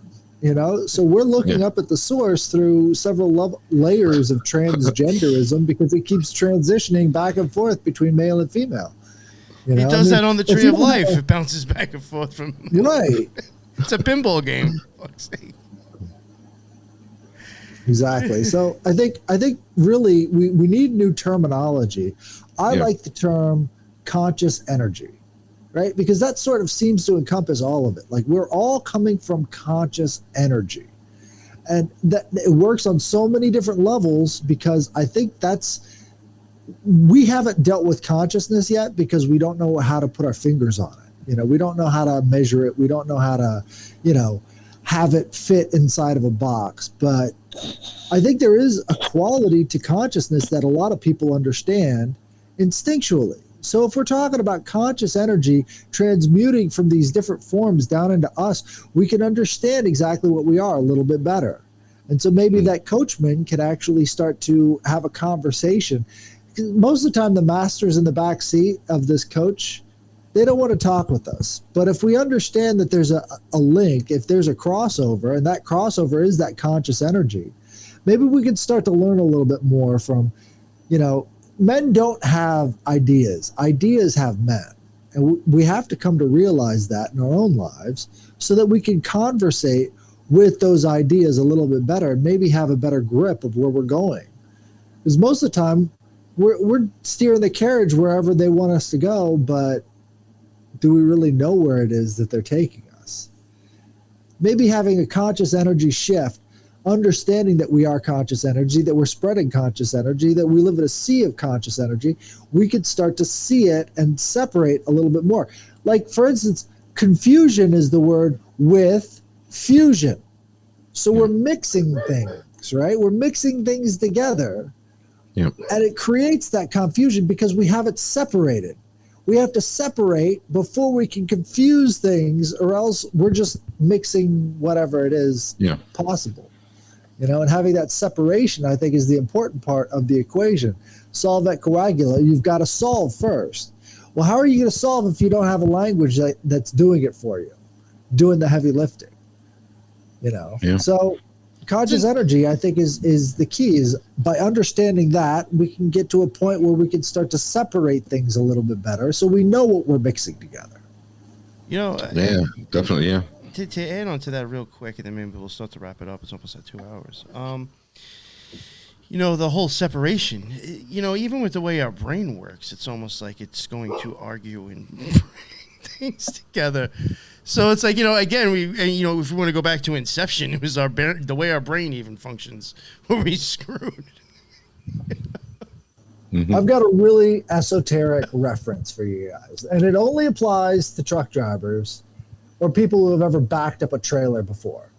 So all of our lives, we're actually backing up a trailer, because when you're backing up a trailer, you have to steer in the opposite direction that you want to go.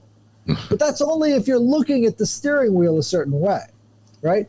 But our brains, right, this side controls this side, right? This side controls this side. Our entire lives, we're backing the trailer, right? We're doing everything backwards from one hemisphere to the other.